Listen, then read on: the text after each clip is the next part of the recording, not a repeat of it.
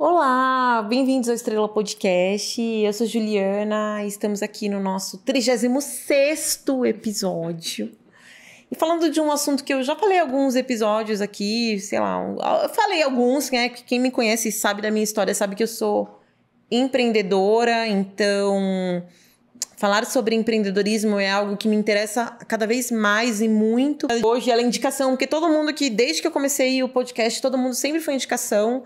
A Karina não é diferente. Quem me indicou ela foi o Gus, que eu já entrevistei no episódio 9 e depois no episódio de burnout, algum número, que ele ficou super amigo meu e ele falou: Ju, tem uma pessoa muito bacana pra você conhecer, dá uma olhada no Insta dela, nananã. Aí eu olhei e falei: cara, legal, ela trabalha para outras mulheres, ajudando outras mulheres a crescer na carreira, né? Então, eu tô muito feliz de ter trazido hoje para vocês a Karina Forlen. Ah, tá vendo, gente? Eu esqueci o nome, eu falei umas 20 vezes antes. Forlen. Qual que é o descendente, Ká? É Forlenzi. Forlenzi. É, você é descendente italiano mesmo. Não, esse é meu ex-marido. Ah, é? Aí virou nome artístico. Você não pegou raiva, você continuou com o nome dele?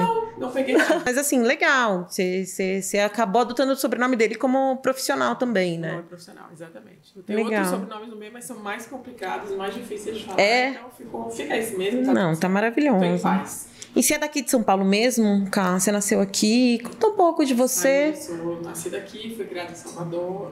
Salvador? Por quê? Não, olha a minha cara de barriga. Ah, super, Olha né? aqui. O samba tá na cor, né? Ó. Fui criada, enfim, meus pais são estrangeiros, vieram pro Brasil fugindo da guerra, né? Então, assim, da guerra me criou, né? A gente chama de família de criação. Mas por que bem Salvador? Você é descendente de judaísmo, judeu. Meus pais são judeus. Né? Os dois. E por que vocês foram parar em Salvador, assim? Meu pai, na época, trabalhava numa empresa que transferiu ele. Ah, tá. Né? E aí ele achou muito legal. Você deu sorte, viu?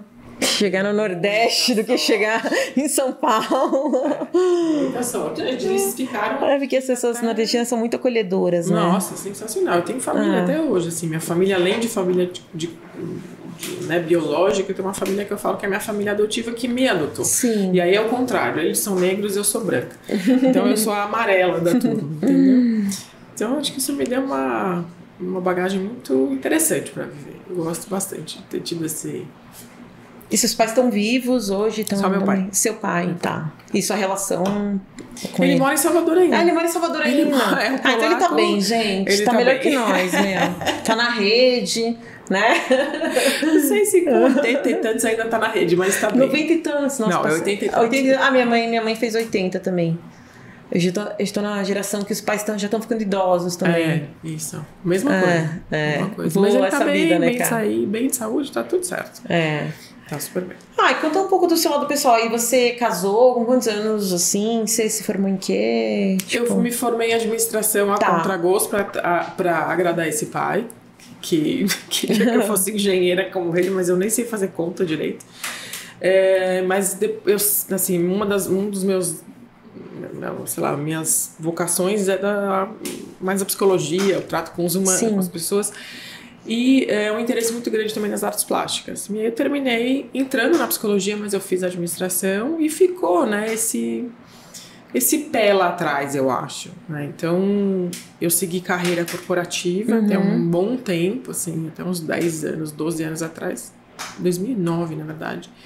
Então, eu fiz uma carreira corporativa, assim, daquelas bacanas, assim, de subir rápido, de ir rápido e tudo, mas eu acho que depois do que aconteceu na minha carreira, né, que foi o que me fez virar uma chave muito grande, eu terminei voltando para esse meu lado e desenvolver esse lado de desenvolvimento de pessoas. De empreendedorismo, né? De ajudar as pessoas também. Eu fiquei muito tempo trabalhando com empreendedorismo.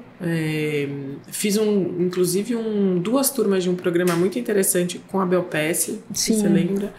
Que foi onde eu conheci o Gus. O Gus foi meu aluno na primeira turma desse curso que a gente fez, que chamava Transformação Empreendedora. Foi eu, a Belpass, o Júlio Gabrioli, Mari Nicolielli e a Luciana, que eu agora esqueci o nome. Mas foi uma experiência muito incrível. Assim, aprender muda a vida, né? E hoje todo mundo tem que passar por isso, você não acha? Quem foi funcionário tem que um dia empreender, e quem empreendeu tem que ser um dia funcionário, porque eu acho que é tão importante conhecer esses dois universos. Super, super importante. Super. Eu acho que é uma mudança quase espiritual, eu acho. Assim, a gente ter a chance de empreender é quase tão impactante quanto a maternidade, para mim.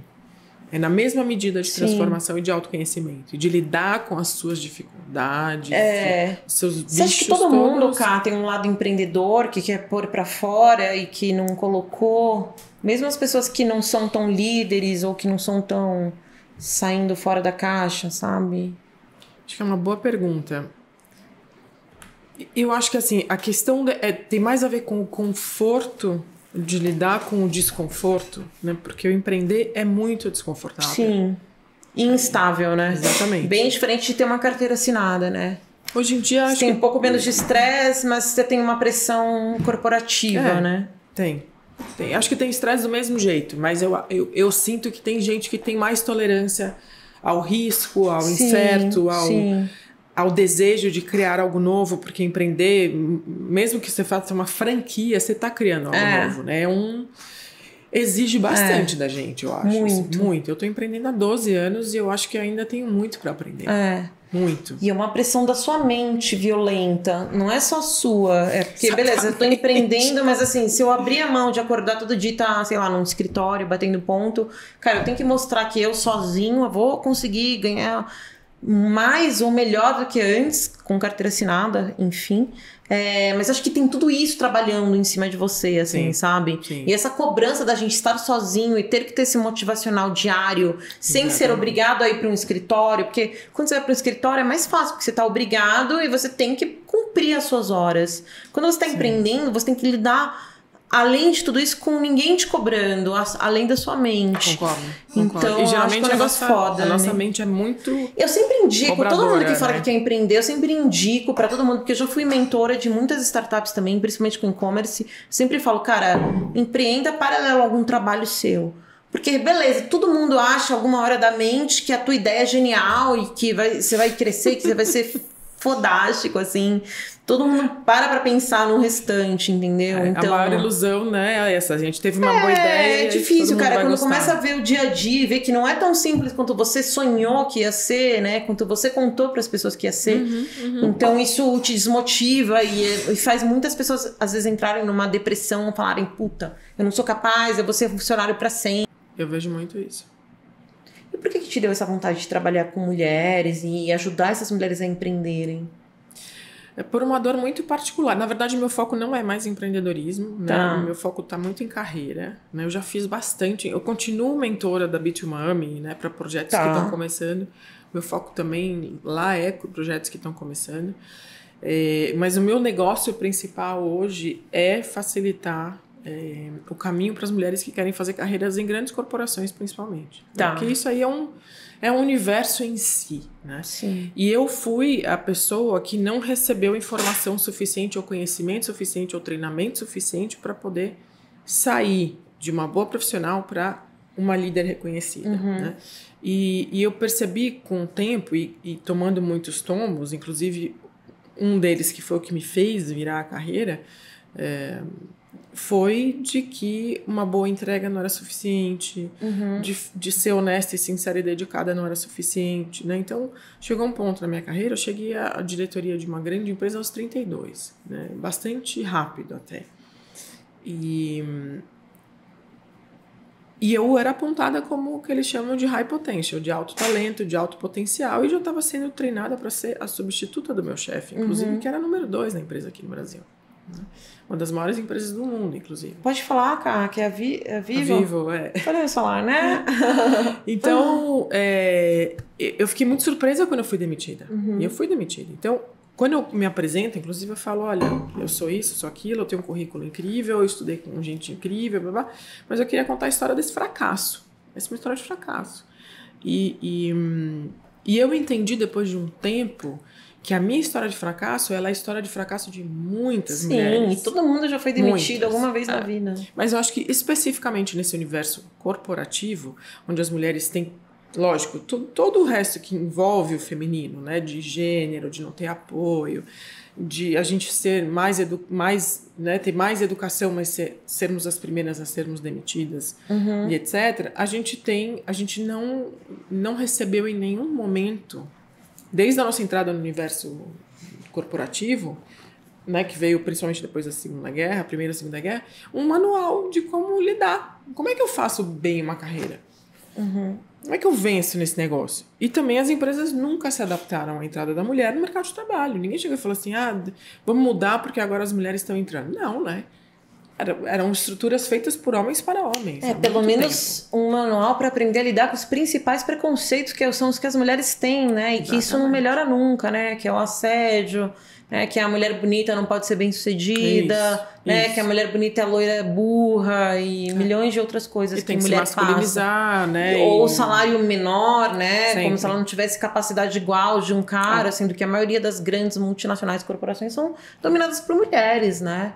Em todos os tanto liderança quanto na operação, homens, né? por homens, não por não, mulheres. mas ainda tem muitas grandes organizações que tem muita mulher em massa na liderança. Assim. Então, tem, mas o que a gente tem, né? A gente tem muitas mulheres na base, no começo da carreira, até na gerência. Depois, quando a gente vai subindo, conforme a gente vai subindo, a gente vê menos mulheres. Então, por exemplo, tem estudos que falam exatamente isso. Quando a gente sobe, a gente olha para qualquer grande empresa no mundo, a gente não chega a 10% de CEOs, mulheres. Sim. Não tem. Né? Diretoras, a gente está falando na faixa de 18% a 20%. Então, a gente fala, não é falta de capacidade. Então, por que a gente não chega lá? Então, foi esse incômodo que me fez começar um novo negócio. Né? Quando eu saí da companhia, fui trabalhar com uma amiga minha. Depois eu fui abrir o meu negócio de coaching, a princípio, para ajudar as pessoas a encontrarem propósito. Sim. E foi legal, adorei o que eu fiz. Lancei um livro, foi muito bacana, tudo. Só que em paralelo eu fazia uma pesquisa sobre o universo masculino, porque eu não conseguia entender determinadas coisas do universo masculino por uma questão pessoal, de cura pessoal. Né? Você lançou um livro? O primeiro sobre propósito, sim, vem um outro até o final do ano. Sim. O outro vai ser sobre carreira feminina. Depois me manda para eu pôr na descrição aqui os links. O segundo não foi lançado ainda, vai ser. Em breve. Maravilhoso. Esse vai ser um lançamento bem legal. Então, quando eu entendi em determinado ponto, uns 5 anos atrás, eu fui convidada para falar sobre empoderamento feminino num país árabe. Falei, bizarro. E eu fiz uma palestra sobre isso. Meu Deus. País mais machista do mundo. Um dos. Você vai ter que defender o feminismo. Nossa, meu Deus, foi muito bizarro. E eu, quando eu me deparei com aquele universo ali que é muito marcado, né? O que é do feminino, o que é do masculino, eu falei, gente, mas isso não é tão diferente do que as mulheres vivem no dia a dia. Talvez não com a burca, não com véu, não com. Mas a gente não tá tão diferente. Então, o que eu entendi? Que eu tinha como desenvolver um conhecimento, ou organizar um conhecimento que vinha da minha experiência pessoal, da minha dor pessoal, dessa grande dúvida. Eu falei, eu fiz tudo certo, entreguei tudo direito, por que eu fui mandada embora? Nunca entendi. Então, essa dor me fez pesquisar. E eu fiz uma pesquisa enorme. Eu ia entrevistar só 20 clientes minhas, terminei entrevistando 250 mulheres, né? Para entender quais eram as maiores dificuldades de carreira delas. E eram falas muito parecidas. Muito parecidas. Né? As dores são muito parecidas. Então, tipo o quê? Tipo, desde de você lidar com... Então, tem fatores externos e fatores internos. Fatores externos o clássico chefe, o idiota, o tóxico, ou... que não tá nem aí. Que todo mundo já teve um dia. Todo mundo. As pesquisas falam, inclusive, sim, que... eu já tive vários. Exato. As pesquisas falam que, assim, as pessoas julgam o seu maior problema de carreira é o seu chefe. 80% das pessoas. Sim. Mas, também do tipo, assim, o programa de diversidade da minha empresa é só um papel na parede, porque os caras são ainda clube do bolinha, eles fazem, eles saem só entre eles. A decisão final é deles. A decisão final é deles. A mulher é só um enfeitezinho no time, né? E pra dizer que tem uma política de diversidade e tal. Outra coisa que apareceu muito foi a questão de eu faço boas entregas, quanto mais boas entregas eu faço, mais me dão responsabilidade, mas só me dão o ônus, não me dão o bônus da função. Então, Sim. eu já atuo como, sei lá, ou coordenadora, ou gerente, ou diretora, sempre algo acima do que eu sou, do meu cargo atual, mas não me dão salário nem o cargo. Por quê? Né? E uma que saiu muito, muito, muito forte... A mulher não precisa tanto igual homem, né? Mulher precisa menos. Ah, né? então... Sendo que a maioria das mulheres são mães solos, né? São mulheres... são assunções, né? São vieses que prejudicam muito a gente. Então, uma das coisas que veio muito forte foi fazer alianças. Não faço aliança, não faço política. E empresa, você fala? Isso. E tem essa politicagem dentro da própria empresa, Não né? faço política. Eu não faço política. Não Sim. sei jogar o jogo político. Imagina, não é pra mim.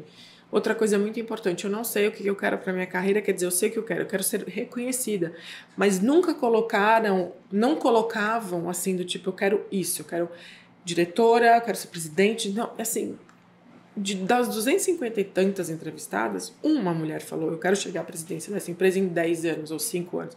O resto, assim, eu só quero ser reconhecida pelo meu valor. A maioria já com uma autoestima bem baixa, né? Baixa. Achando que nunca vai poder chegar num alto cargo Nunca. de alguma A outra empresa. coisa muito forte sempre falam que eu tenho que mostrar o meu trabalho, mas ninguém me fala como. Né? E assim, sincericidas, eu falo bastante disso, de sincericídio, de não terem uma presença executiva, então entra, muda, sai calada numa reunião, como se isso não perpetuasse ou reforçasse uma imagem. E se entra, muda, e sai calada já pessoas que já estão mais até reprimidas de se expressar, né, com o time, porque um time te deixa à vontade de você se expressar, eu imagino. Né? A partir do momento que Depende você não do time. fala numa reunião, é porque realmente você já não se sente tão à vontade com as pessoas que estão lá. Principalmente quando você cresce. Né? Então, enfim, e aí eu comecei a entender que isso era uma dor, que não era só minha. Né? Eu comecei a entender que a minha dor, os meus pontos cegos eram os pontos cegos de muita gente, e eu tive esse clique de falar assim, nossa, eu entendi o que eu fiz de errado. Sim. O que eu fiz de errado foi não entender a cultura, a linguagem masculina corporativa, tá? Porque as empresas foram feitas por homens para homens, e em nenhum momento isso mudou ao longo da história. A gente está começando a ver alguns ensaios agora, tá? De ter mais mulheres pro corporativo, enfim. Você não acha que isso também foi um pouco de culpa de nós, mulheres, de não saber lidar muito com a nossa emoção, pra gente ter essa possibilidade de ter mais crescimento? Não assim? acho que é isso. Não acho que é isso. Acho que a gente é fruto da sociedade que a gente vive, da educação que a gente recebeu, do que a gente se acha possível. Né? E o que a gente vive é uma sociedade que fala que mulher tem um determinado lugar, ainda hoje. Né? Vide o fato de que se eu for antipática, você vai falar assim, nossa, que grossa. Se for um cara antipático, você fala, ele tá com algum problema. Né? Então, a gente não consegue... Mulher é TPM, enfim. A gente usa a gente está na mesma cultura, a gente está na mesma sociedade que julga as mulheres por tudo isso, homens e mulheres. E nós somos muito mais duras com as outras mulheres do que até os homens com a gente. Eles estão só fazendo o jogo deles. A gente, quando a gente entra, a gente já, sai rasgando, porque a gente tem que se provar mais, enfim. A gente tem uma pesquisa, inclusive, do The Guardian, que fala sobre isso. 82% dos casos de bullying contra mulheres na Inglaterra são iniciados por outras mulheres. Então, a gente precisa... 80%? Mais de 80%, nossa. 82%. Então, a gente tem que entender que o que funcionou para os homens não necessariamente funciona para nós. E isso é um aprendizado imenso. Né? Então, um dos dados da pesquisa também foi esse. Assim, nós, mulheres, não nos apoiamos. Mas, assim, se você falar individualmente, aí eu vou falar de fatores internos, né? Não saber jogar esse jogo e sim se envolver emocionalmente com as empresas, quase como se fosse uma relação parental. É um homem, quase, é um pai. A empresa é quase um grande pai. Né? E eu preciso ser reconhecida por esse pai. Isso pode ser uma viagem na minha cabeça, tá? Mas isso é o que eu observo no dia a dia. Além do que, não entender que, por exemplo, se eu sou uma mulher num universo que foi criado por homens para homens, eu não falo essa língua. Essa língua não é nativa para mim. Sim. Né? Não é um universo feito à imagem e semelhança das mulheres, que é mais horizontal, colaborativo, né? Caótico, criativo. Uma empresa, ela é mesmo uma startup. Aliás, as startups são os piores ambientes que eu já vi em termos de competição, Imagino, de machismo. Não tem nada estruturado, né? É uma zona mesmo. E é super egóico, né? Vamos lá. E muito homem, muito branco. Muito... Agora, quando a gente quer crescer na carreira, quanto mais aqui em cima, menos ar você tem para respirar, maior a competição. E quem está acostumado a fazer isso? Homens ou mulheres? Né? Os homens. Então, a gente não aprendeu a lidar com esse jogo. Nem nunca. A gente não foi criada para isso. Né? Salvo algumas exceções. Mas coletivamente, não. Então, a gente não tem esse treino, e eu falo que é treino, porque são habilidades que a gente pode adquirir, de entender esse universo, saber navegar nesse universo corporativo, saber sim ter habilidades políticas, que não é ser politiqueira, não é isso. Né? Mas são habilidades que impedem a gente de crescer, porque eu chego a uma determinada fase, eu ser tarefeira ou executora, ou ser sincericida, ela vai me parar. Isso vai me parar na minha carreira. Eu não vou crescer. Sim. Então, existem 3 principais pontos, né, Ju, que eu acho que são os 3 pontos cegos que impedem as mulheres de chegarem ao topo da carreira. Jogo político corporativo, ou seja, habilidades relacionais. Relacionamento, com certeza faz parte de um desses. Relacionamento, fazer aliança, saber quem são seus stakeholders chaves, quem são seus detratores, quem são seus apoiadores, como falar com pessoas influentes. Isso é relacionamento. Nós, mulheres, imediatamente conectamos isso a jogo sujo. Sim. Não é. É habilidade político-relacional. Segundo ponto, autopromoção. A gente foi criada para ser modesta. As meninas que falavam demais, que andavam de saia curta, vocês sabem o que elas eram, não é? Uhum. E as mulheres que são muito assim, falastronas, elas são o quê? Elas não são as boazinhas para a maneira geral, fora alguns países. Sim. Alguns países mais desenvolvidos, né, os nórdicos principalmente, nós somos criadas para modéstia. Temos que ser modestas, graciosas, sorridentes, né? E a gente vive nisso. Então, como é que eu vou falar do meu trabalho se eu vou estar infringindo uma das principais regras que definem a minha identidade como mulher, que é a graça, né? A modéstia, a simpatia, né? Então, a mulher mal-humorada, ela é o quê? Tá de TPM, ela é grossa, ela é isso. Mal-amada. Mal-amada, mal-comida, e aí você vai. Né? E o outro terceiro ponto é justamente saber fazer essa leitura, né? E ter essa presença executiva de valor. Né? Ou seja, como eu te falei, muitas mulheres elas não se veem pelo potencial que elas têm, não assumem, nem como é que fala isso? Nem internalizam o valor que elas têm. Elas sabem que elas são relevantes, mas se você dá um elogio... Ah, não, imagina, foi minha equipe, né? Difusa, né? Assim, não aceita o fato de que ela tem valor. Então, como é que ela vai valorizar o que ela faz para mostrar para alguém influente? Né? Então, isso a gente não foi treinado. Isso é algo que os homens, de maneira geral, tá? Tem muitos homens que também não foram treinados para subir no jogo da carreira. Sim. Só que as empresas, de maneira geral, foram feitas para esse tipo de pessoa. Que sabe mostrar, Sim. que sabe falar de si, que sabe fazer alianças. E como que você fez da sua carreira? Porque você saiu frustrada, que você tinha sido demitida, enfim, com ódio, sabendo várias coisas. Como você conseguiu reverter isso para poder ensinar isso para as pessoas, a ter essa positividade para não ter mais isso que você teve na época, entendeu? É uma ótima pergunta, Ju. Assim, durante 10 anos, eu sonhava toda semana que eu era recontratada Sim. e demitida de novo. Foi muito traumático, né? Foi quando eu fui para o Kuwait fazer aquela palestra que eu te falei, nesse país árabe, alguma ficha caiu ali. Eu falei, é isso que eu preciso fazer. Né? Porque aí eu saí do meu lugar de incômodo, de trauma, e falei, isso aqui precisa virar alguma coisa para alguém. E foi investigando. Você sentiu que essa dor era o teu propósito, na verdade. Virou missão de vida. Virou missão. Meu trabalho é minha missão. Eu super entendo, porque o podcast pra mim é isso também. Todas as dores que eu tive me fizeram virar propósito. É isso. E aí, sistematizando, eu sou muito boa de comunicação. Eu tenho uma facilidade muito grande de ler as pessoas também, né? Muito grande. Isso é muito fácil para mim. Legal. E entender o que incomoda e sistematizar isso numa forma de ensinar. Eu gosto muito de dar aula. Então, para mim é muito fácil. Então, quando eu comecei a entender o que doía em mim, doía nela. Legal. E eu comecei a olhar para trás e ver as histórias das minhas clientes, as histórias das minhas amigas, as entrevistas, todas as minhas leituras, todos os meus cursos, todas as minhas formações, eu falei, cara, cheguei numa coisa legal aqui. E eu comecei a falar assim, gente, o que eu fiz de errado e o que as minhas clientes passaram a fazer de certo. Comecei a atender que o mundo corporativo fora. é algo um pouco limitado, dos 30 aos 40, depois a mulher realmente não tá mais nessa vibe de mundo corporativo, tipo, é algo que dos 30 ao 40, beleza, a gente tem uma carreira, ou a gente pensar, com raras exceções, óbvio, não tô generalizando, mas eu, por exemplo, não me enxergo mais no mundo corporativo aos 45 anos, assim, sabe? Sim. Você acha que isso rola também com as mulheres, em geral, com as mulheres que você atende? O que você sente dessa ambição corporativa de mulheres? Eu acho que são vários fatores juntos, né? Eu acho que tem uma coisa que é, se a gente tivesse um ambiente que fosse propício ao desenvolvimento da mulher acima de legal. diretoria... Mas né? não existe, né? É só preconceito, né?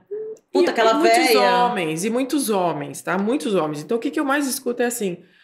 eu chego lá, eu não quero chegar lá, porque quando eu chego lá, eu vejo um monte de ego brigando, uns caras idiotas. Os jovens falando isso pra você. Mulheres. Sim. Mulheres mesmo mais velhas, assim, né? De, sei lá, 30 e tantos, enfim, que estão numa carreira ascendente e chega uma hora que aquilo parece muito ameaçador. Um dos fatores que eu considero muito importantes é que, assim, você não tem representatividade de mulheres em quantidade suficiente para isso ser naturalizado. Entendi. Então, quanto mais mulheres a gente tem no topo, mais outras se inspiram para chegar lá. E isso é dado, tá? Tem uma pesquisa, se eu não me engano, da McKinsey com a Linin, que fala exatamente sobre isso, o efeito cascata do que é uma mulher numa liderança, tá? Só que a gente não tem quantidade suficiente. Então, o que a gente tem em quantidade suficiente ainda? Homens. E homens, quais são os homens que sobem? Geralmente são homens mais egóicos, mais narcísicos, né? Mais, que falam mais do que fazem. Enfim, essas pessoas que têm essas qualidades é que sobem mais rápido. E as empresas continuam fazendo isso. Eles são um celeiro de narcisistas, a gente sabe disso. E eu acho que em um determinado momento há um desencontro de valores, há um desencontro de propósito. Você fala, puta, meus filhos estão crescendo, eu não estou vendo. Sim. Eu estou em casa trabalhando que nem uma louca, para quê? Para os acionistas ganharem mais dinheiro? Ou então, do tipo, puta, essa empresa bota muito mais açúcar na comida que vai para criança, ou então esse salgadinho eu não concordo mais, ou bebida alcoólica. Então, tem uma hora que tem um clash mesmo, que faz paf. Mas eu acho, particularmente, que tem muito a ver com o fato da gente não ter sido treinada, educada para sermos ambiciosas. Né? Se esse fosse um lugar naturalizado para a gente, não falta qualificação, não falta competência, não falta ideia, não falta inteligência. Bem correto, acho que falta muita ambição nas mulheres, né? A gente não foi criada A gente já foi criada como se a gente não conseguisse tanto quanto eles. Assim. Exatamente. Sempre eles vão conseguir mais salário, mais isso, mais aquilo. E a gente até no fato números, de guarda, né? Porque assim, eu abri muito podcast nesse negócio de guarda alternada. Mas não faz o menor sentido. Acho que o filho é responsabilidade dos dois, de tempo e responsabilidades. Não só de dinheiro, nada disso. Mas a nossa sociedade é muito injusta, muita coisa. Nesse sentido, sim. A gente mas ainda acho que falta melhorar muito, né, cara? Muito. Para essa evolução corporativa, inclusive. E como é que melhora? Mesmos direitos. E como melhora? Quando a gente tiver 30% de mulheres nos cargos de liderança das maiores empresas do mundo. Sim. Isso já é pesquisa. Então, a gente precisa ter mulheres no topo. Precisa. Sim. E essa é a minha missão, é fazer com que a gente tenha 30% de mulheres na liderança das maiores empresas, sendo quem elas são. Não apesar de quem elas são. Né? Não se sentindo em falta, não se sentindo devedora. Essas mulheres a mostrarem todo o potencial que elas têm para ser uma líder de qualquer área, né? Eu dou método. Né, encorajamento, método, falo, sou a sua cheerleader aqui, tô junto com você e, cara, é assim que a gente vai navegar isso aqui. E mostro para elas, uma coisa que eu acho que é muito importante no meu trabalho, que eu gosto de falar assim, português do Brasil, português de Portugal, tá? Se eu falo uma coisinha, vou fazer diferente. Eu sou japonesa e a empresa é chinesa, tá? Eu tô trabalhando nesse lugar. A gente parece. Olho puxado, não sei o quê. A gente fala a mesma língua? Não. Japonês e chinês não falam a mesma língua. A gente tem os mesmos hábitos? Não tem. Então, a gente parece que está falando a mesma coisa, mas a gente não está. Então, o que eu falo para elas é assim, vamos entender a linguagem, a cultura corporativa, entender os meandros, as entrelinhas. Isso é desenvolver habilidade política. E quando a gente aprende isso, a gente dá nó em qualquer homem. Sim. Né? Então, é isso que a gente não foi ensinado. E você não tem isso sistematizado. Você não vai para o MBA aprender isso. Não vai. Você tem alguns cursos que fazem isso, assim, sei lá, espaçadamente. O que eu faço é metodologia. Eu tenho 8 passos para isso acontecer. Né? Legal. E aí eu vou falando assim, vamos entender esse universo. Falar japonês, falar chinês não vai te transformar em chinesa, mas se você entender a cultura chinesa, se você entender a língua, se você falar a língua, você não vai ser melhor entendida? Vou. Então é isso que eu ensino. Cara, e de onde vem mais seus clientes, assim, hoje, assim? Indicação. Tudo indicação, te indicando. Tem gente que vem A maioria executiva de empresa. Sim. Tá. Para fazer coaching, hoje eu tenho uma certa limitação. Né? Tá. Eu faço mais de diretoria para cima, né? Com casos bem específicos, mentoria executiva. Mas o que eu tenho feito? Assim, treinamento para empresas, né? Para avanço de carreira de liderança feminina. Tá. Né? Palestras, né? E aí, o que começou a me incomodar? Uns 2 anos, assim, começo da pandemia, principalmente, foi assim, eu preciso democratizar esse conhecimento. E aí, comecei a entrar no universo online, fazendo cursos, não sei o quê, que é um trabalho, meu Deus. Imagina. É uma loucura, né? E vender cursos online em geral, isso. Online, e agora eu escrevi esse 2º livro que vai ser editado pela editora Rocco. É uma editora grande, né? Que eu espero que seja um manual que falta, aquela peça que falta para as mulheres naturalizarem as suas carreiras. E não abrirem mão quando chega e fala, tô de saco cheio, porque foi uma coisa que ela construiu. Ela construiu, é esforço dela. É um tesouro, é um filho também, entendeu?